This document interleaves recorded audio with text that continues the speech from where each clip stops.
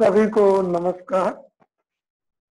मैं एक बार पुनः डॉक्टर शिवाकांत पाठक सत्य, न्याय और अहिंसा की प्रयोगशाला में आपका स्वागत करता हूं। आज मैं यूनिवर्सल ह्यूमन वैल्यू के द्वितीय सोपान के द्वितीय यूनिट के तीसरे लेक्चर को, जो शुरू के 9वें लेक्चर के साथ है, लेके उपस्थित हूं। मैं आशा करता हूं कि आप हमारे पुराने लेक्चरों को देखे होंगे, सीखे होंगे। आज हम मानवता के, मनुष्य के संपूर्ण समझ के लिए और इसके प्रसार के लिए सही समझ का मानव पे क्या प्रभाव पड़ता है, इसकी चर्चा करेंगे। इस चर्चा की कड़ी में क्या इंपैक्ट है, impact of right understanding on human being, सही समझ का क्या है, इसको देखने चल रहे हैं। पिछले लेक्चरों में हमने काफी कुछ मैं और शरीर के विषय में बता चुके हैं। जहां मैं की आवश्यकता कॉन्टिन्यूअस हैप्पीनेस और प्रॉस्पेरिटी की है, और इस आवश्यकता को प्राप्त करने के लिए मैं अपने शरीर को एक इंस्ट्रूमेंट के रूप में इस्तेमाल करता हूं। इसलिए मैं ये जानता हूं कि इस मैं और शरीर में मैं ही प्रधान हूं। मुझे ही सुख और समृद्धि का निरंतरता चाहिए, और इसके कड़ी में चलने के लिए हम जो है एक बार समझने की प्रक्रिया का जो चार्ट है, इसका जो है अवलोकन एक बार पुनः करते हैं और देखते हैं कि शून्य में, इस व्यापक में, इस ब्रह्मांड में, इस यूनिवर्स में जो मैं हूं एक इकाई के रूप में, मेरी क्या शक्तियां हैं मेरे अंदर क्या डायनामिक और स्टैटिक क्रियाएं होती हैं, गतिशील क्रियाएं क्या है और स्थिर क्रियाएं क्या है। देखिए, मेरे मैं की जो शक्ति है, उस शक्ति के अनुसार मेरे अंदर डिजायर होती है। डिजायर हमारी क्या इच्छा है, इच्छा क्या है? Continuous happiness and prosperity, to be state of harmony, सुख और समृद्धि की निरंतरता और सुख की स्थिति में रहना। इसके लिए हम विचार और आशा करते हैं। तो ये हमारी शक्तियां हैं। जब भी हमें इच्छा, विचार, आशा होती है, तो हम आ जाए डायनामिक एक्टिविटी में। नीचे 3, 4, 5 के इस साइड में जो येलो कलर से दिया गया है, कि हमारे दिमाग के अंदर इमेजिंग, एनालाइजिंग एंड सिलेक्शन, चित्रण, विश्लेषण, चयन, चयन, विश्लेषण और चित्रण, इमेज की जो प्रक्रिया, हम नीचे से चलते हैं। नीचे की जब इच्छा, विचार और आशा जागृत होती है, तो हम चीजों का चयन करते हैं, विश्लेषण करते हैं, चित्रण होता है। उस दरमियान हम टेस्टिंग और कंपेयरिंग, जो हमारे अंदर डायनामिक प्रक्रिया है, इसको पकड़ते हैं। अच्छा, जब ये प्रक्रियाएं जो पीले रंग में B2 के माध्यम से दिखाई दे रही है, अगर हम ये मान्यताओं के आधार पर नहीं है,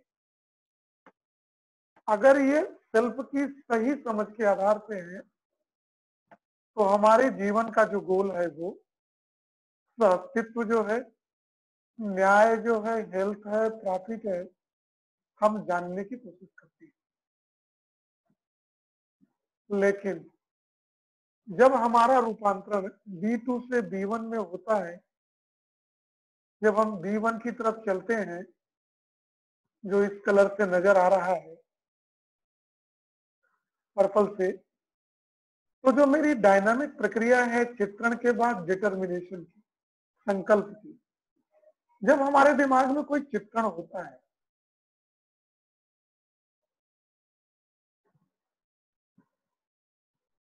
तो चित्त देखिए, हम एक तरफ से देखें, इच्छा है तो विचार आता है, विचार आता है तो इच्छा को पूरा करने की आशा प्रकट होती है। इस आशाओं में कई डायमेंशन हम देखते हैं। इस डायमेंशन का हम सिलेक्शन करते हैं, चयन करते हैं, कौन सा मेरे लिए सही है, उसकी टेस्टिंग करते हैं संवेदनाओं के आधार पे। फिर विश्लेषण करते हैं उस चयन की, अगर एक से ज्यादा विचार हमारे, तो विश्लेषण करते हैं, और विश्लेषण करते हुए हम चीजों की तुलना करते हैं, और तुलना करने के बाद एक इमेज हमारे दिमाग में डेवलप होता है। जो इमेज होता है, इस इमेज से का को लेके हम चिंतन जब करते हैं, जब हम सेल्फ को करते हैं ऐसा, और ऐसा करते हुए मेरे अंदर नेचुरल एक्सेप्टेंस, सहज स्वीकृति का रिफरेंस है। मैं मान्यताओं के साथ ऐसा नहीं करता हूं, तो मैं कोएग्जिस्टेंस, हार्मोनी, जस्टिस इसमें जीने का मैं प्रयास करता हूं, अपना समझ पाता हूं क्या है और हमारे जीवन का लक्ष्य क्या है। लेकिन ऐसा करते हुए जब मैं आगे बढ़ता हूं, और सारा मुझे कितने आर्डर के साथ जीना है, जो पिछले में कहा जा चुका है कि 4 लेवल का, तो इसके लिए चिंतन करता हूं। चिंतन करते हुए मैं बड़ी व्यवस्था में भागीदारी की बात को सोचता हूँ। जब बड़ी व्यवस्था में अपनी भागीदारी को मैं समझ पाता हूँ, अपनी जिम्मेदारियों को मैं समझ पाता हूँ, निर्वहन करने के लिए अपने को योग्य पाता हूँ, तो मैं संकल्प के साथ, इसका बोध होता है कि हमको प्रकृति के साथ, अस्तित्व के साथ हार्मोनी में रहना है। इसका मुझे बोध होता है, यही हमारा राइट अंडरस्टैंडिंग है। और ऐसा करते हुए जब हमकी इसकी अनुभूति होती है, प्रमाण अथेंटिकेट करते हैं, तो हमको अस्तित्व में रहने का रियलाइजेशन अनुभव होता है, और यही कोएग्जिस्टेंस ही एग्जिस्टेंस है। जो अस्तित्व है वही अस्तित्व है, ऐसा मुझे बोध होता है।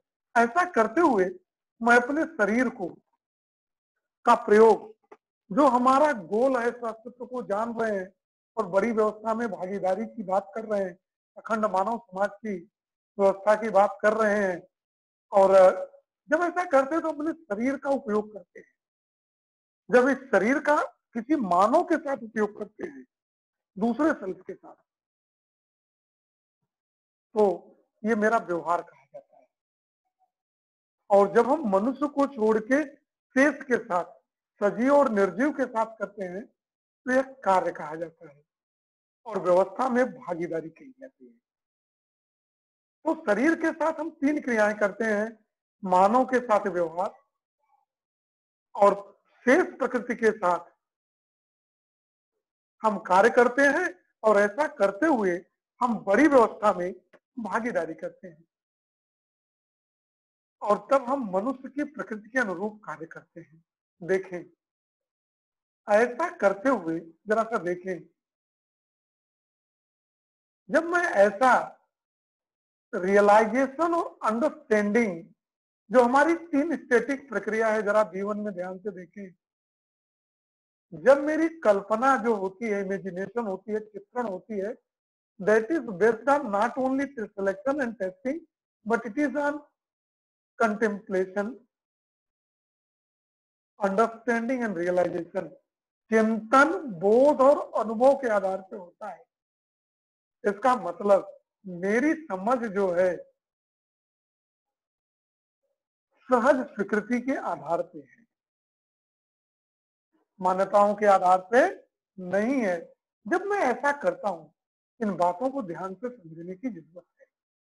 जब इन बातों को ध्यान में करता हूं, तब मैं चिंतन के साथ, बड़ी व्यवस्था में भागीदारी के साथ,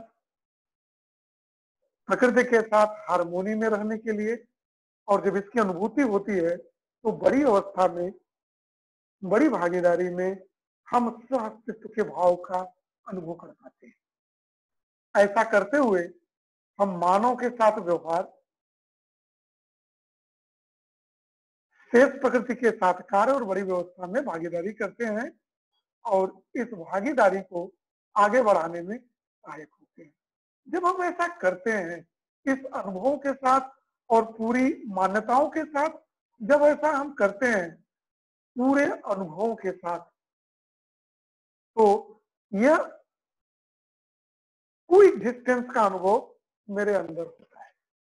मैं इसको समझ पाता हूँ, मैं स्वयं को समझ पाता हूँ, परिवार को समझ पाता हूँ, समाज को समझ पाता हूँ, प्रकृति को समझ पाता हूँ, प्रकृति में से मेरा संबंध क्या है इसको समझ पाता हूँ, और उस संबंध के निर्माण के लिए बड़ी व्यवस्था में हम भागीदार बनता हूँ। जब ये बड़ी व्यवस्था में भागीदार बनता हूँ, तो जब मेरा काम, मेरा व्यवहार मानव के साथ होता है, तो हमारा उनके साथ म्यूचुअल हैप्पीनेस का भाव पैदा होता है, उभय सुख का। और जब हम सारे सेल्फ के साथ इस यूनिवर्स में उभय सुख को प्राप्त करते हैं, तो अखंड मानवीय समाज की कल्पना करते हैं। और जब हमारा काम इन्हीं सभी चीजों के साथ, जब मेरा ट्रांसफॉर्मेशन B2 से B1 में हो गया है, बोध की स्थिति में मैं आ गया हूँ, और अस्तित्व की व्यवस्था को मैं समझ पाया हूँ, और ऐसा समझते हुए मैं प्रकृति में सजीव और निर्जीव और अस्तित्व के साथ कार्य करता हूँ, बड़ी व्यवस्था में भागीदार बनता हूँ। तो ऐसा करते हुए सजीव और निर्जीव को मुझसे पर समृद्धि का भाव, और मुझे उनके साथ समृद्धि का भाव पैदा होता है। और बड़ी व्यवस्था में हम भाग करते हुए, भागीदारी करते हुए, in larger order, participating in larger order में करते हुए, मानव की जो लक्ष्य है उसकी पूर्ति की दिशा में, लक्ष्य क्या है, डिजायर क्या है, उसको प्राप्त करना है, continuous happiness and prosperity in continuous. ऐसा करते हुए हम सार्वभौम मानवीय व्यवस्था में शामिल होते हैं, और ऐसा करते हुए हम मानवीय परंपरा को आगे बढ़ाने का प्रयास करते हैं। जब हम इस मानवीय व्यवस्था को आगे बढ़ाने का प्रयास करते हैं, तो जब हम मानवीय व्यवस्था को आगे बढ़ाते हैं, तो प्रकृति और अस्तित्व को एक फिर जो सार्वभौम व्यवस्था है, यूनिवर्सल ऑर्डर है, इस ऑर्डर को समझने का प्रयास करते हैं। एक बार पूरा जो ये पूरा अस्तित्व है, जिसमें मैं हूं, डूबा हूं, भीगा हूं, हर तरह से हूं, जो दो चीजें हैं, एक स्पेस है जिसको शून्य हम कहते हैं, यूनिवर्स कहते हैं, और एक इसमें इकाइयां हैं, हमारी मानव की इकाइयां ज्ञान की अवस्था में है। तो जो ये इकाइयां हैं, ये सजीव भी हैं, निर्जीव हैं, और चारों ऑर्डर में हैं। चारों ऑर्डर का मतलब पदार्थ की अवस्था में मटेरियल ऑर्डर, एक इस उंगली से दिखाऊं मैं, मटेरियल ऑर्डर, दूसरा क्रॉनिक ऑर्डर प्राणावस्था में प्लांट, जीव अवस्था में तीसरा एनिमल ऑर्डर सारे जीव, और ज्ञान अवस्था में मानव। इन चारी अवस्थाओं में जो भी चीजें रहने वाली हैं, वो सारी की सारी यूनिट है। जो भी चीजें हैं, ये जो यूनिट है साइज में मटेरियल है, लिमिटेड है, क्रियाशील है, श्रम की व्यवस्था में है, ऊर्जित है, और आपस में संबंधों को ये पहचानता नहीं है। किस व्यवस्था में रहना है, स्वयं के साथ, दूसरे मानव के साथ, प्रकृति के साथ, और अस्तित्व में किस तरह से रहना है, इन सबको चाहता है। जबकि जो शून्य है, इसका आकार असीमित है, अनंत तक है, इसकी कोई क्रिया नहीं है, इसकी अपनी कोई व्यवस्था भी उपलब्ध नहीं है। इसमें जो ऊर्जा है वो साम्यावस्था में है, और ये ट्रांसपेरेंट है, पारदर्शी है, ट्रांसलूसेंट और ओपेक नहीं है, अपारदर्शी और पार्शियल ट्रांसपेरेंट नहीं है, पारभासी नहीं है। This is purely transparent. अब जो यूनिट है, जो ये शून्य में है, यह दो चीजों से ज्ञान अवस्था में मिलकर बना है, या किसी भी अवस्था में एक मटेरियल है और एक चेतना है। मैटर के अंदर चेतना है, जो मटेरियल ऑर्डर है देख लें, आइटम है, कई बार बताया है, एक बार फिर देख लें। आइटम है, मॉलिक्यूल है, मॉलिक्यूल स्ट्रक्चर है, और केमिकल कॉम्बिनेशन के थ्रू लंप और फ्लूइड का निर्माण है। इसका कंपोजिशन, डिकम्पोजिशन, रचना विरचना, संगठन विघटन होता रहता है, and this is cyclic in nature. यही जब आगे बढ़ता है तो इस फिजिकल ऑर्डर का बायो ऑर्डर में कन्वर्ट होता है। बायो ऑर्डर क्या है? सेल। सेल से प्लांट बना और प्लांट से एनिमल। जब ये सेल से फ्लूइड जो है सेल बना, बायो ऑर्डर में कन्वर्ट हुआ, और ये बायो ऑर्डर जब प्लांट में कन्वर्ट हुआ, और तो ये प्राणावस्था कहा गया। इस प्राण अवस्था में अभी ये यूनिट है, अभी ये मैटर से ही बना है। इस पे रेस्पिरेशन और फोटोसिंथेसिस होती रहती है। लेकिन इसका अगला चरण एनिमल ऑर्डर होता है। तो ये जो दूसरी अवस्था है यूनिट की, चेतना, ये चेतना जाती है इसके अंदर। देखिए ध्यान से, एनिमल ऑर्डर, चेतना, इसके अंदर मैं आ जाता है, इसको जीने की आशा हो जाती है। इनको क्या क्या चीजें चाहिए पीछे के लेक्चर में आप देख सकते हैं। लेकिन इन्हीं के साथ जब चैतन्यपूर्ण मानव ज्ञान आ जाता है, इनके अंदर सिलेक्शन, टेस्टिंग, पावर, इच्छा, विचार आता, और चयन, विश्लेषण, चित्रण, संकल्प और प्रमाण, आस्वादन, तुलना, चिंतन, बोध और अनुभव हो जाए, ये ह्यूमन बॉडी हो जाती है। देखिए ये भी साइक्लिक है, और ये ह्यूमन ऑर्डर में ये सारी चीजें जो दिखाई जा रही हैं, डेवलपमेंट इन साइक्लिक से मानव के समाज में, जो इसकी पिछली वाली स्लाइड में दिखाए हैं, ये मानव के साथ ही जुड़ जाता है। जब इसका व्यवहार मानव के साथ होता है तो म्यूचुअल हैप्पीनेस का भाव, जो अनडिवाइडेड ह्यूमन सोसाइटी की तरफ ले जाता है, और when it's work with rest of nature, living things, non living things, animals and existence के साथ, अस्तित्व के साथ, तो मेरे स्वयं के अंदर, मेरे मैं के अंदर म्यूचुअल प्रॉस्पेरिटी का भाव पैदा होता है।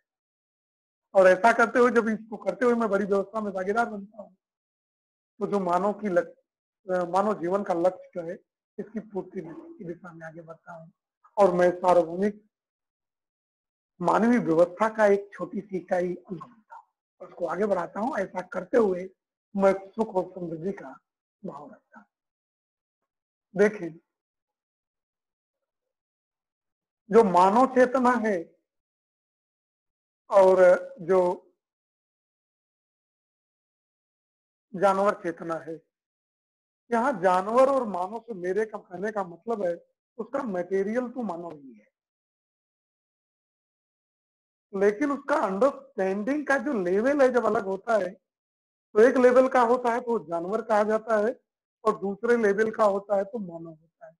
देखें, जो जानवर की चेतना है, देखें ध्यान से, इसको इसको देखने के लिए जब हमारे अंदर, इसको थोड़ा सा मैं और बड़ा कर दूं,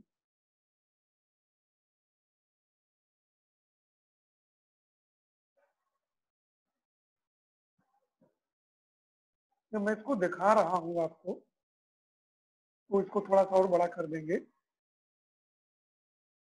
ये जो जानवर की प्रक्रिया है, जानवर की चेतना है, जानवर, अगर मानव जानवर की प्रवृत्ति है, जानवर की प्रवृत्ति भी क्या है हम देखेंगे। ये जानवर की प्रवृत्ति जो है, इच्छा, विचार, आशा तो होती है, ये चयन, विश्लेषण और चित्रण भी करता है, टेस्टिंग और कंपैरिजन भी करता है। ये B1 वाला पार्ट है जो येलो से दिखाई दे रहा है। अगर ये किस पे बेस्ड हो जाए, नंबर 1 की मान्यताओं पे, प्री कंडीशनिंग में, दूसरे पे संवेदना, और तीसरे पे नेचुरल एक्सेप्टेंस, है ही नहीं है, या है भी तो बहुत कम, ऐसा भाव है। तो समाज में जो भीड़ है, उस भीड़ का हिस्सा है, और जो बैटल फील्ड चल रहा है, झगड़ा, उसका है। जब हम एजम्पन्स में जीते हैं तो हमारे अंदर कई भी है। जैसे कुछ एजम्पन के एग्जाम्पल हम दे देते हैं, पीले में देख लें। जो हमारे अंदर बैटल फील्ड युद्ध क्षेत्र बना हुआ है, कुरुक्षेत्र, जो हम अपने अंदर कुरुक्षेत्र युद्ध लड़ रहे हैं, क्या है? Money is everything. जो कुछ होगा पैसा ही है, पैसे के बिना कुछ नहीं होगा। सुख सुविधाओं में है और सुविधाओं को खरीदने के लिए पैसा, बिना पैसे का कोई सामान देता भी नहीं। और ये सब में है, एवरी इंडिविजुअल में है। अब जब ऐसी बात है तो एकुमुलेशन बाय एनी मींस, किसी तरह इस पैसे का संकलन, जान मार देंगे। मैं कंपनी का मालिक हूं, लॉकडाउन का पीरियड है, एम्प्लॉई हमारे हैं, इन्हीं से मैं कमाता था, लेकिन आज इनको मैं नहीं देखूंगा।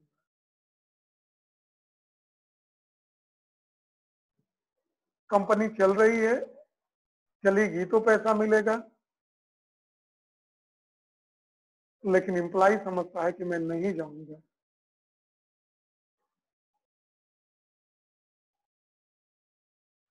ये भाव है।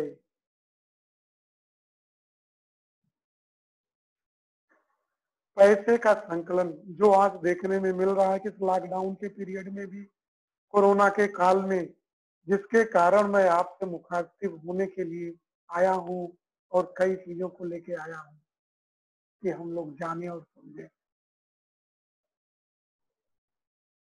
इसको लाभ का पीरियड बना लिए हैं हम आप।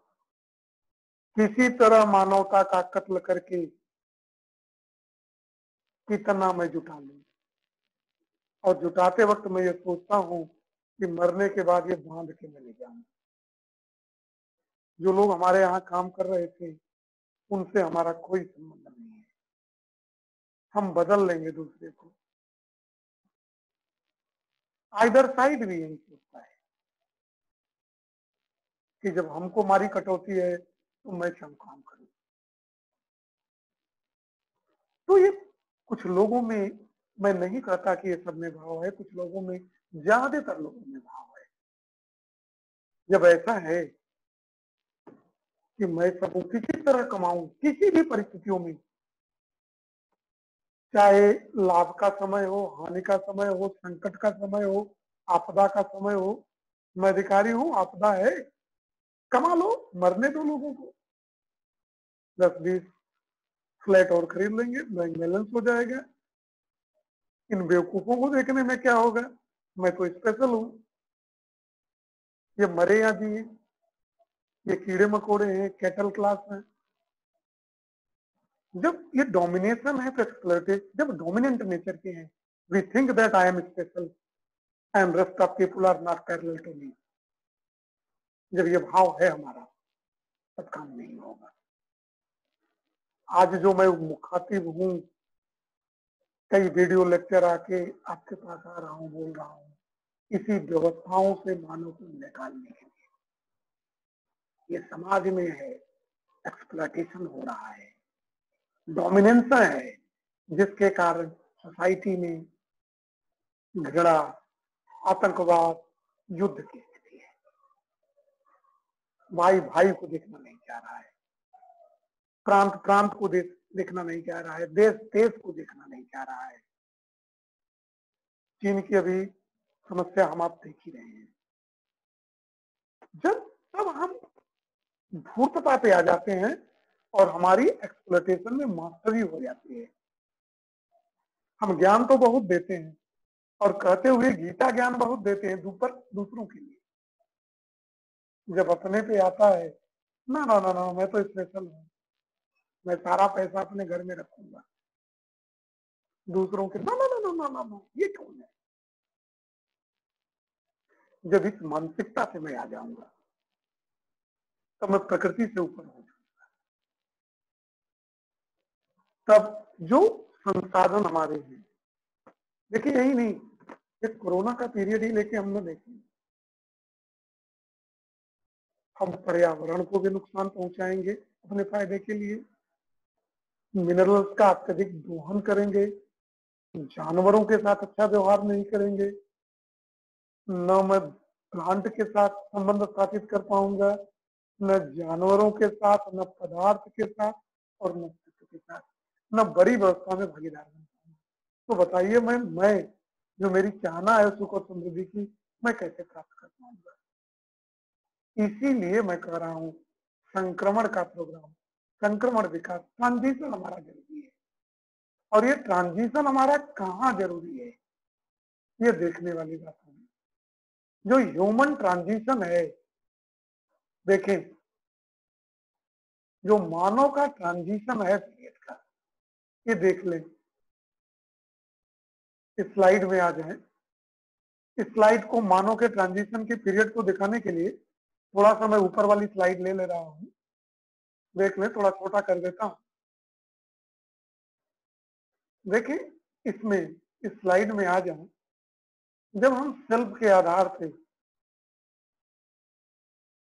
B2 से B1 में घुस जाए, ट्रांसफर कर जाए, हम चिंतन करें। जब हम किसी चीज का चित्रण करते हैं तो चिंतन की प्रक्रिया शुरू हो, फिर संकल्प के साथ बोध हो